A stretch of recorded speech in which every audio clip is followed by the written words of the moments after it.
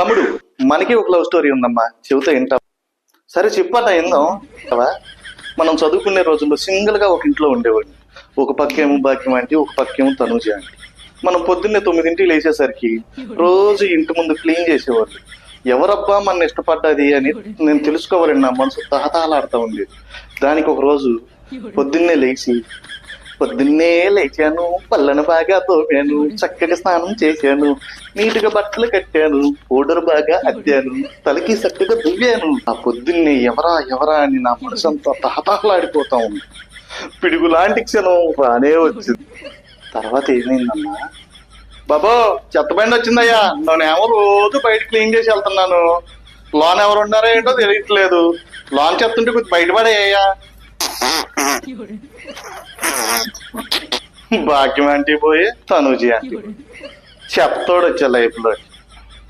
మరి తర్వాత ఏం చేసేవన్నా, ఇంకా ఏముంది.